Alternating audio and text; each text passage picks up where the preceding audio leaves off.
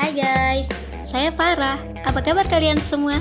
Saya doakan semoga kalian semua sehat dan selalu dalam keadaan baik-baik saja ya. Pada kesempatan kali ini, saya akan menceritakan sebuah film dari negara Jepang yang diadaptasi dari kisah nyata berjudul Nobody Knows. Film ini berkisah tentang 4 bocah bersaudara yang harus bertahan hidup tanpa orang tua mereka. Pastikan kalian siapkan tisu ya, karena film ini bergenre sad movie alias film sedih. Tanpa berlama-lama lagi, mari kita langsung masuk ke inti pembahasan filmnya. Pada suatu hari, seorang wanita muda bernama Keiko Fukushima bersama putranya yang bernama Akira pindah ke sebuah apartemen baru. Akira adalah seorang bocah laki-laki berusia 12 tahun. Keiko memperkenalkan diri kepada pemilik apartemen tersebut.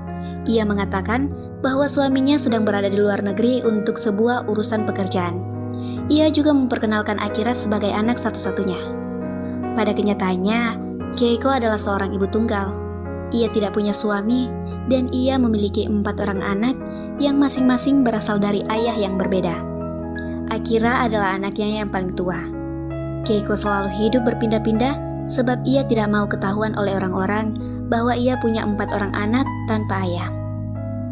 Kemanapun Keiko pergi, ia selalu menyembunyikan ketiga adik Akira dan mengaku bahwa suaminya sedang berada di luar negeri.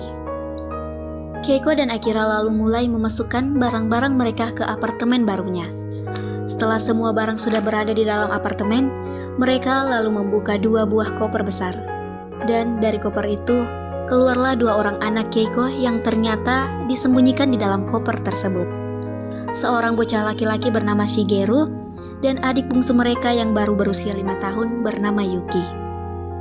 Walaupun kepanasan setelah berjam-jam meringkuk di dalam koper, kedua bocah ini tetap tampak ceria. Akira lalu pergi ke stasiun kereta untuk menjemput adiknya yang satu lagi, bernama Kyoko. Kyoko adalah bocah perempuan berusia 11 tahun. Ia sudah menunggu kakaknya di stasiun. Akira pun datang dan membawa adiknya itu pergi dari stasiun menuju apartemen baru mereka. Sesampainya di apartemen, Kyoko harus menunggu saat yang tepat untuk menyelinap masuk agar tidak terlihat oleh orang-orang. Pada saat makan malam, seperti biasa Keiko menjelaskan peraturan yang harus dipatuhi oleh semua anak-anaknya. Yang pertama, mereka tidak boleh berbicara terlalu keras atau membuat keributan. Peraturan yang kedua, mereka tidak boleh keluar rumah, bahkan hanya sekedar ke beranda. Hanya Akira yang boleh terlihat oleh orang lain, dan ia yang bertanggung jawab atas adik-adiknya bila ibunya sedang tidak di rumah.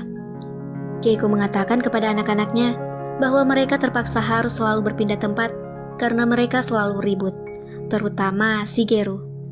Keesokan paginya, Keiko mengatakan kepada Akira bahwa ia akan terlambat pulang.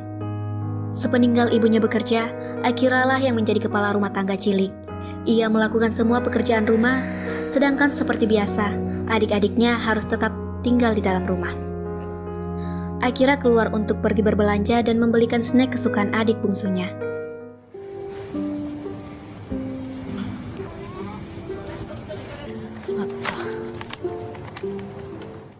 Setelah belanjaan selesai, Akira juga yang memasak makanan untuk mereka.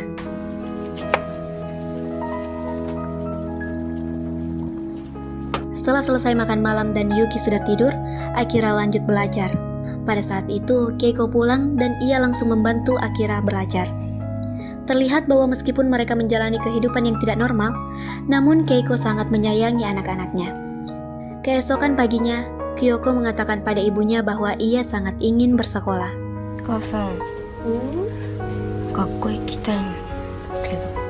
Tapi ibunya mengatakan bahwa ia tidak akan senang di sekolah, dan murid-murid lain pasti akan membulinya karena tidak punya ayah.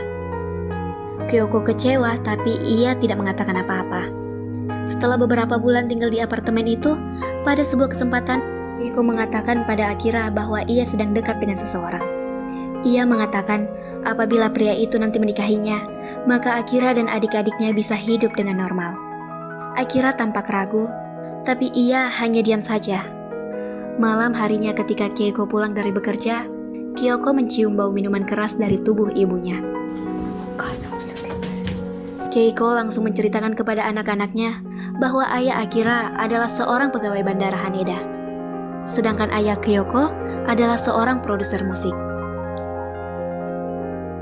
Keesokan paginya, Akira tidak mendapati ibunya. Ibunya hanya meninggalkan sebuah catatan bahwa ia akan pergi untuk sementara waktu dan meminta Akira untuk menjaga adik-adiknya.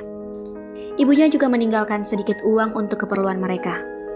Akira menyimpan sebagian uang tersebut ke dalam rekening mereka, lalu ia pergi untuk berbelanja dan membayar tagihan. Selesai berbelanja, Akira menyempatkan diri mampir ke sebuah toko untuk membaca komik. Sekelompok anak memasukkan beberapa barang dari toko tersebut ke dalam plastik belanjaan Akira tanpa ia ketahui. Akira lalu dituduh oleh pemilik toko sebagai pencuri.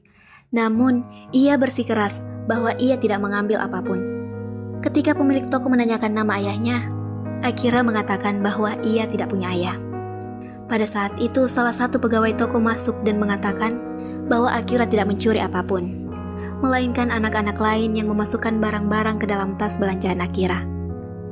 Akira lalu dilepaskan dan ia pulang kembali untuk memberi makan adik-adiknya.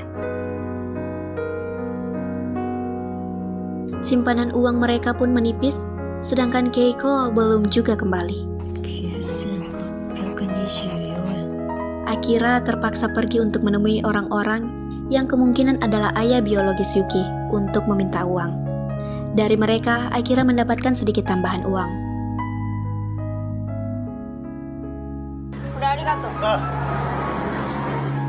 Pada suatu hari, tiba-tiba ibu mereka pulang.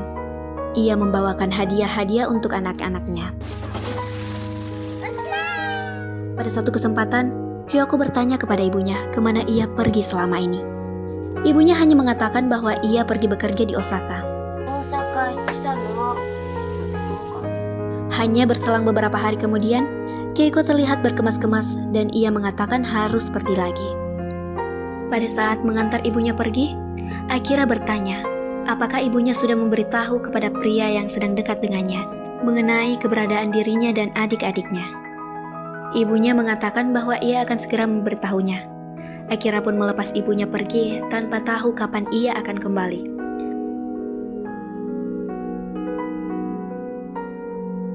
Waktu berlalu dan adik-adik Akira harus melewatkan hari-hari mereka bermain di dalam rumah tanpa kehadiran sang ibu. Sementara Akira harus bertindak sebagai kepala rumah tangga yang mengurus segala sesuatunya. Setelah sekian lama, ibu mereka tidak juga kembali. Uang persediaan pun kembali menipis. Akira menelpon supermarket tempat ibunya pernah bekerja, tapi ternyata ibunya sudah mengundurkan diri dari tempat itu sebulan yang lalu. Akira pun tidak tahu lagi kemana harus mencari sang ibu. Tapi ia tidak boleh cengeng dan tetap harus menjadi kepala rumah tangga yang baik untuk adik-adiknya. Itadakimasu.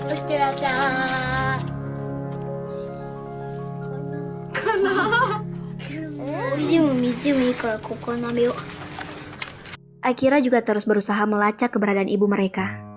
Hingga akhirnya, ia menyadari bahwa ibunya sudah menikah dan mengganti namanya. Hai, Yamamoto desu. Akira tahu, kali ini sang ibu tidak akan kembali. Karena tidak mau membuat adik-adiknya bersedih, Akira lalu membeli amplop dan meminta karyawan toko itu untuk menuliskan nama dirinya dan adik-adiknya. Ia berpura-pura seolah-olah ibunya mengirimkan uang sebagai hadiah tahun baru untuk mereka. Arigato. Shigeru. Arigato. Kyoko. Pada hari ulang tahun Yuki, ia ingin pergi ke stasiun kereta untuk menunggu ibunya. Walaupun sudah dibujuk, namun Yuki bersikeras untuk menunggu ibunya di stasiun sebab ia yakin ibunya akan kembali untuk ulang tahunnya. Akira lalu membawa Yuki ke stasiun, walaupun harus dengan menyelinap agar tidak terlihat oleh siapapun. Tapi di luar, mereka bertemu dengan pemilik apartemen, sehingga Akira mengaku bahwa Yuki adalah sepupunya. Setelah menunggu sekian lama di stasiun, tentu saja ibu yang mereka tunggu-tunggu tidak ada. Mereka pun kembali pulang setelah stasiun sepi. Akira berjanji kepada adiknya, suatu saat nanti ia akan mengajaknya ke Bandara Haneda untuk melihat pesawat. Suatu hari sepulang belanja, Akira tertarik dengan sebuah tempat permainan.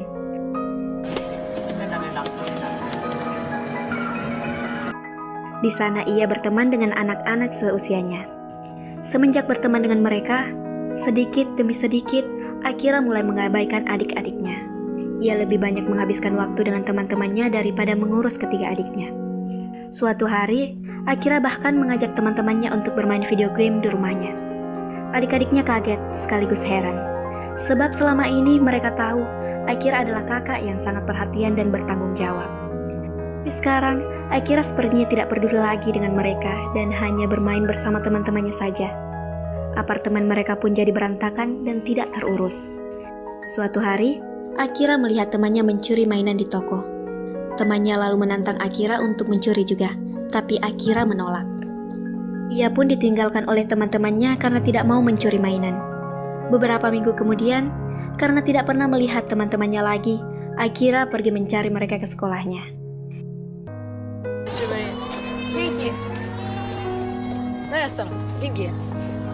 Ia lalu mengajak mereka untuk datang ke rumahnya bermain video game. Tapi mereka menolaknya dan meninggalkan Akira. Akira mendengar percakapan mereka yang mengatakan bahwa rumahnya berantakan dan bau.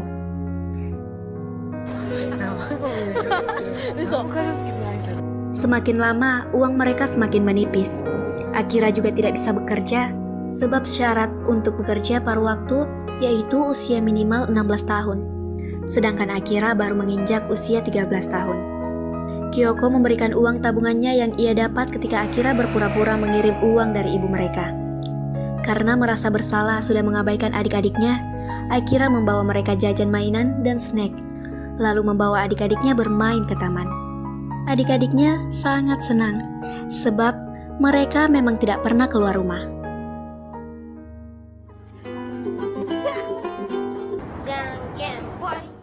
Mereka mengambil biji bunga-bunga liar dan menanamnya di gelas-gelas bekas mie instan. Bersama adik-adiknya, Akira membuat taman-taman kecil di beranda.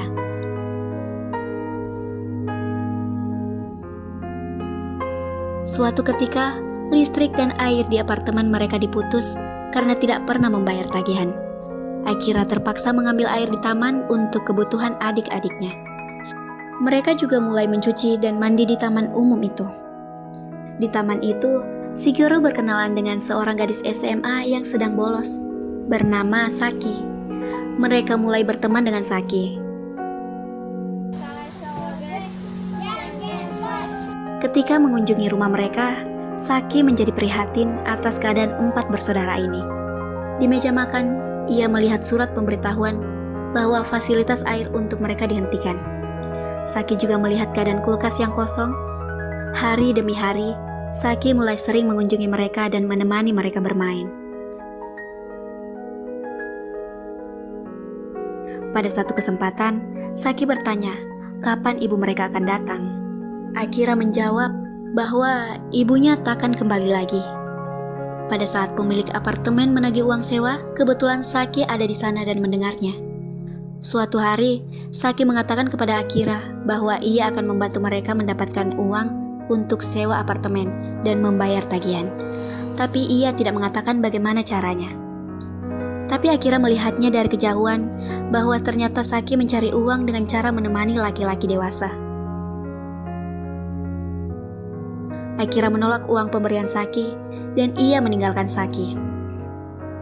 Waktu berlalu dan mereka terus hidup dalam kondisi yang sangat memprihatinkan. Suatu ketika, Akira bahkan mendapati Shigeru sedang mencoba memakan kertas. Akira ingin menjual semua barang-barang milik ibunya sebab ia sudah tidak punya uang sama sekali. Tapi Kyoko mencegah dan melarangnya. Pada suatu hari, Akira sedang menonton pertandingan baseball. Kekurangan pemain, pelatih mengajak Akira untuk ikut bermain. Akira pun mulai bermain hingga ia keasikan.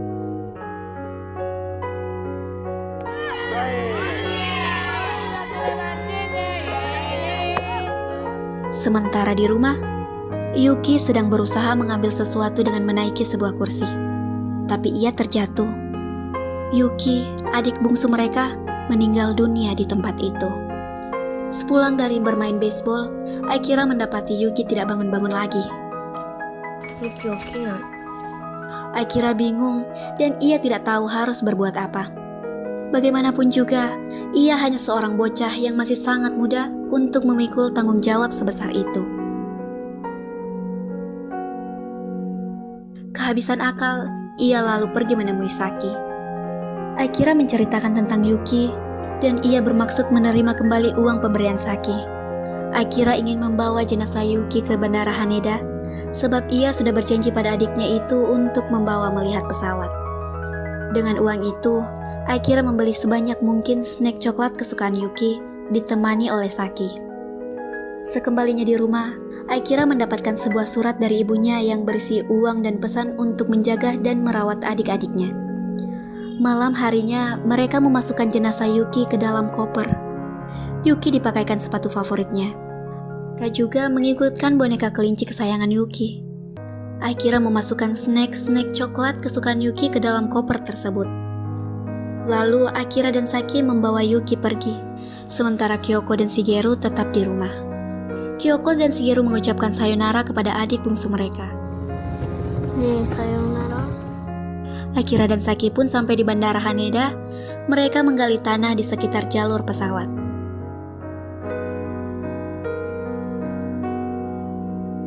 Lalu, mereka mengubur koper berisi jenazah Yuki di sana.